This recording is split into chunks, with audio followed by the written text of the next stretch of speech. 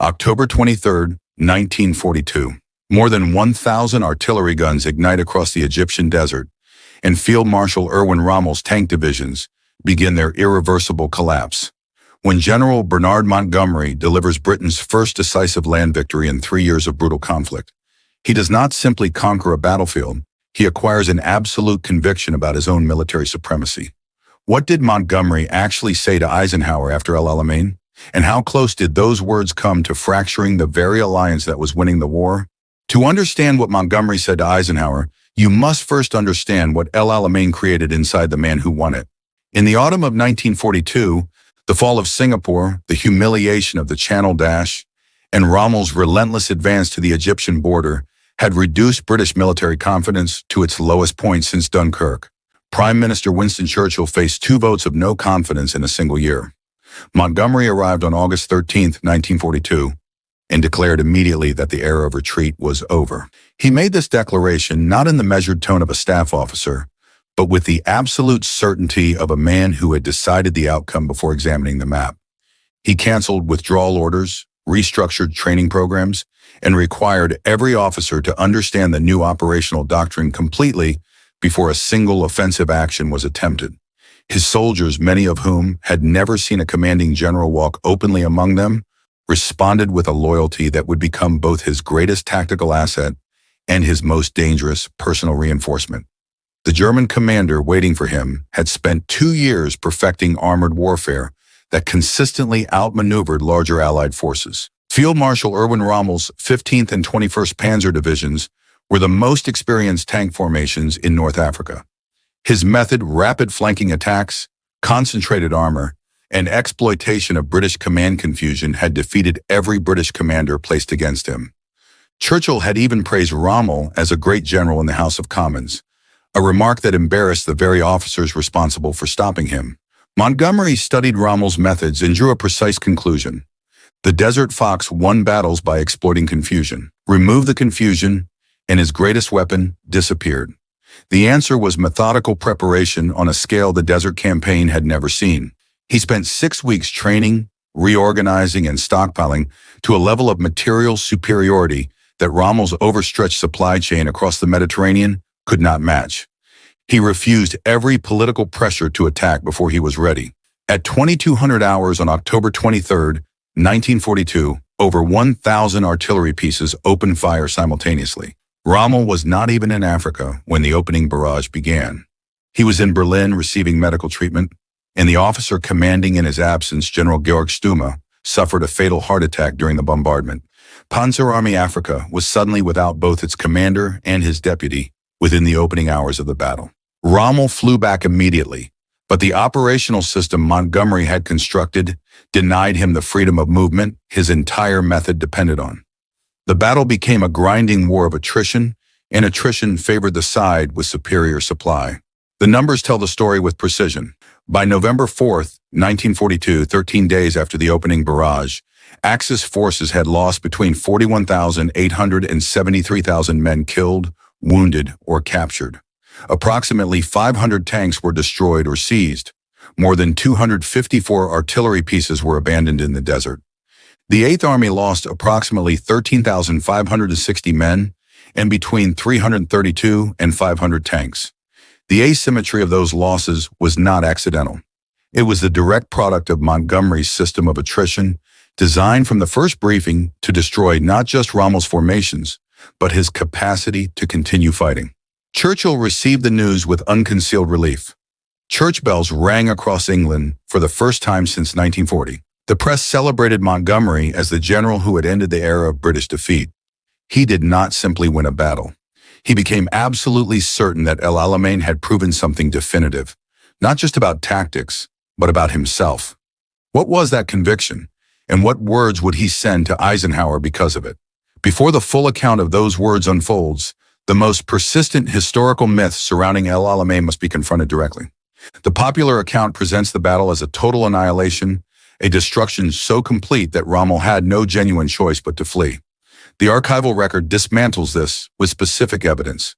Historian Corelli Barnett, drawing on 8th Army Unit war diaries and ultra-intelligence summaries, documented that Montgomery signally failed to take advantage of astonishing intelligence, which removed all guesswork from generalship. General Bernard Freyberg warned his corps commander on the evening of November 3rd that Rommel will slip away if they are not careful. He was precisely correct. The pursuit that followed was what military historian Alexander McKee described as no pursuit at all, merely a follow-up. Rommel's shattered army withdrew 2,000 miles to Tunisia and continued resistance until May 1943.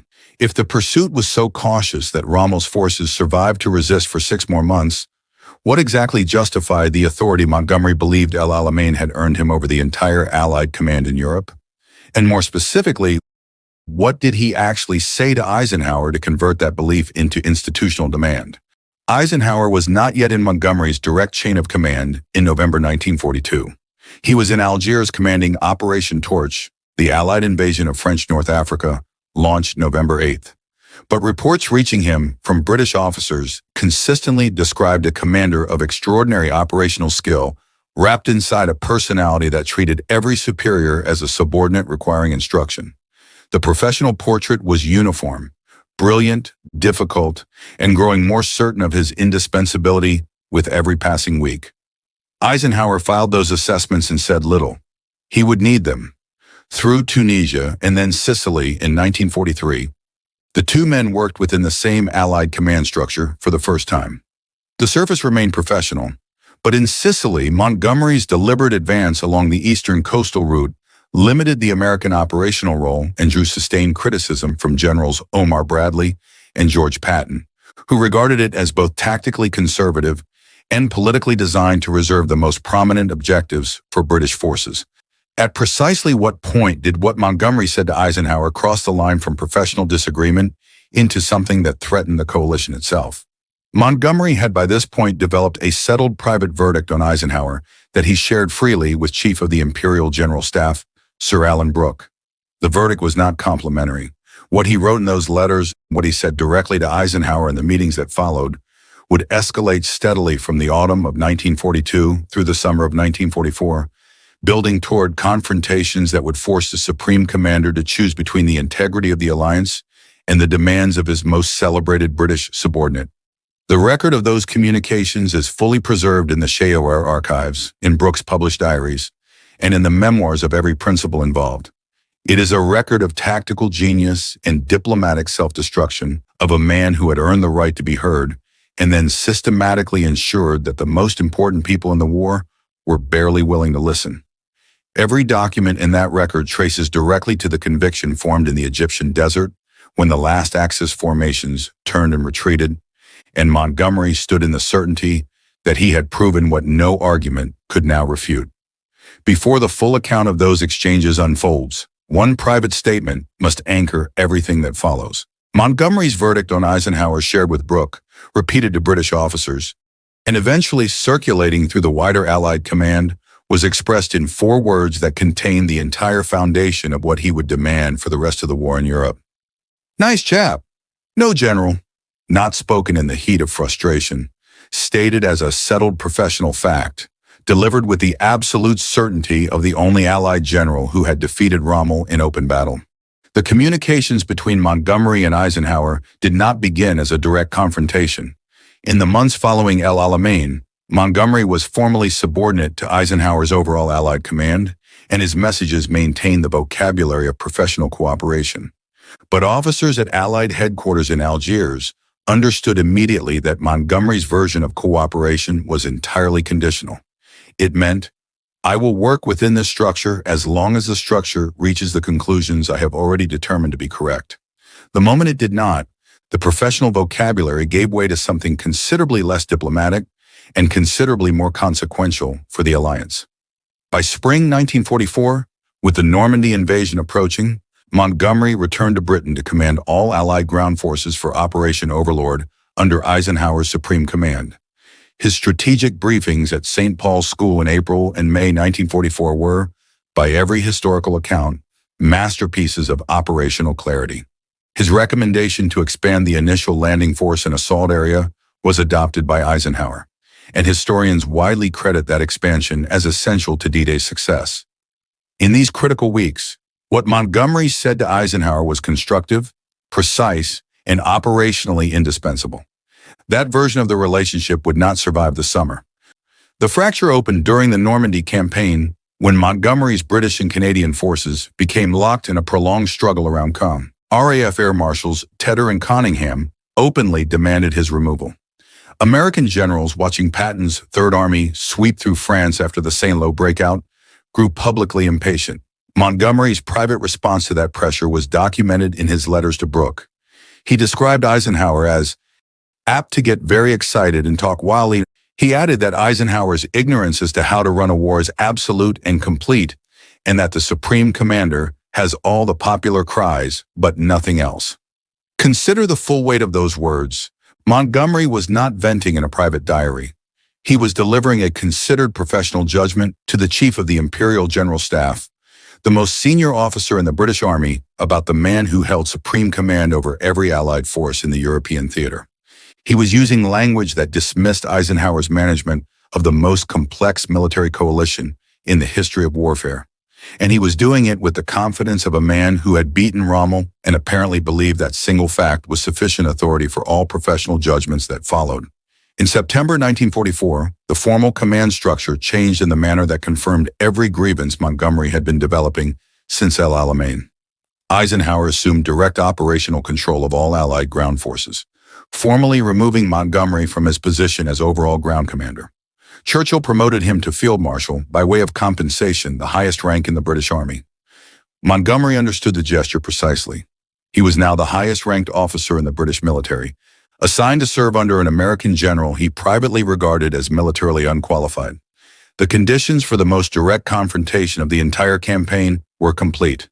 On September 4, 1944, Montgomery sent Eisenhower a 9-paragraph strategic memorandum that represented the most consequential thing he had communicated to the Supreme Commander since the beginning of their relationship.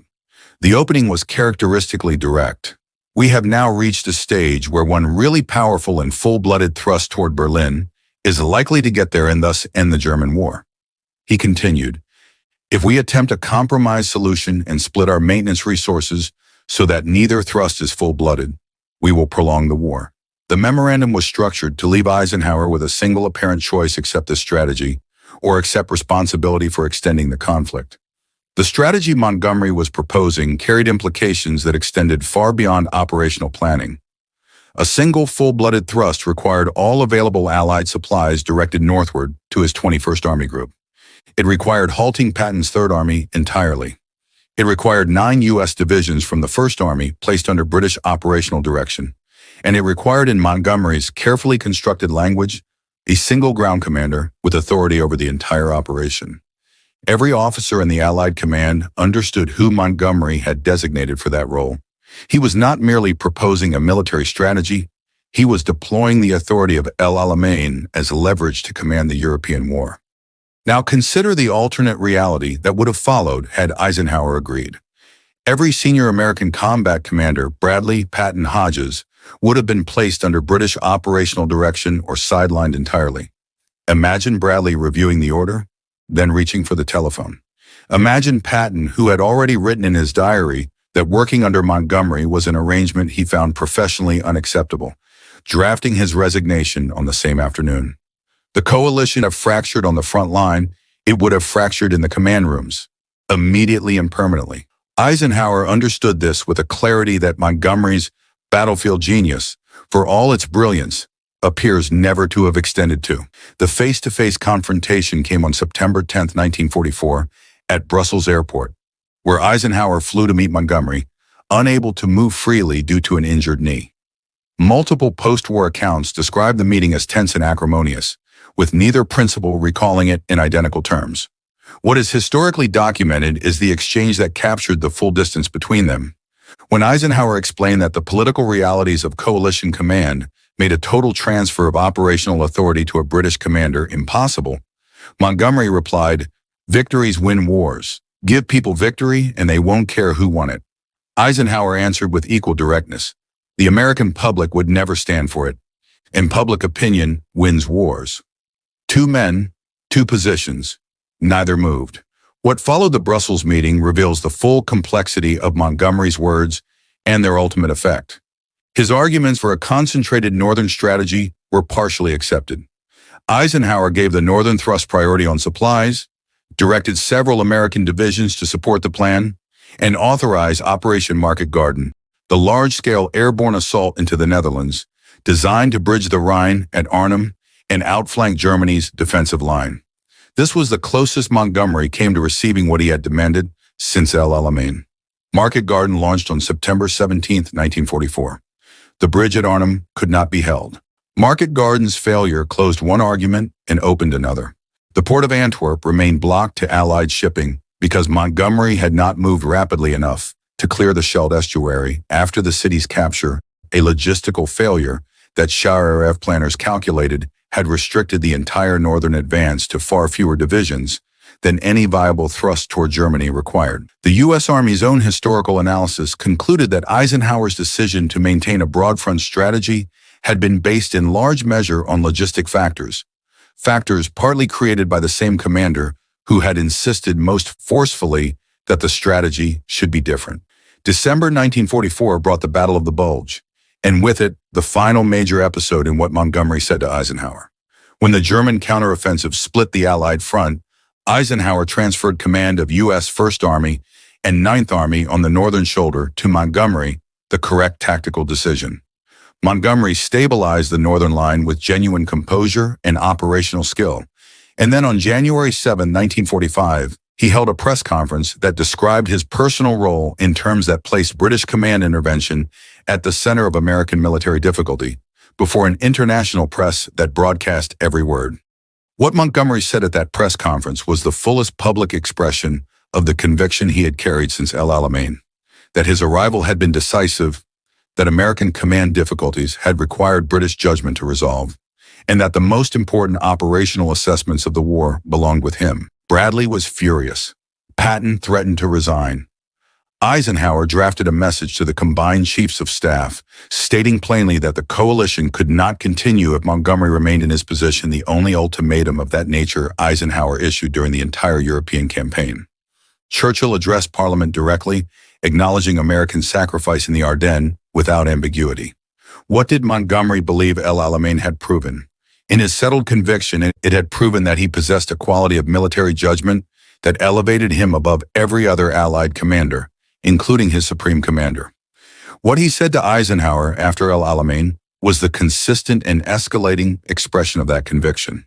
In letters to Brooke dismissing Eisenhower as militarily ignorant, in the September memorandum demanding concentrated command, at Brussels airport insisting that coalition politics were irrelevant to military necessity, and at a press conference that placed British generalship at the center of an American battle.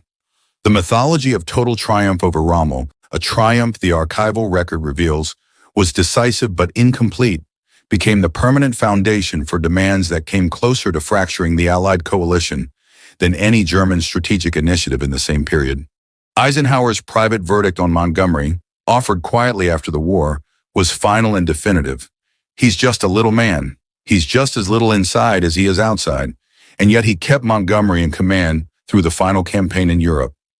On May 4, 1945, at Lüneburg Heath in northern Germany, Montgomery accepted the unconditional surrender of German forces in northern Germany, Denmark, and the Netherlands. He subsequently served as the first Deputy Supreme Allied Commander of NATO under Eisenhower's peacetime command, the identical structural relationship replayed in peace. What Montgomery said to Eisenhower after El Alamein could not ultimately break the coalition it came so close to fracturing. That endurance, more than any desert victory, is the achievement that belongs entirely to Eisenhower. Montgomery believed that winning a decisive battle like El Alamein gave a commander the authority to demand whatever strategy he believed was correct, regardless of coalition politics or his superior's judgment. Eisenhower believed that holding the alliance together was the highest strategic responsibility any commander could fulfill. Whose position do you think was ultimately more important to the Allied victory in Europe, and why? Tell us your answer in the comments below, and don't forget to subscribe and hit the notification bell.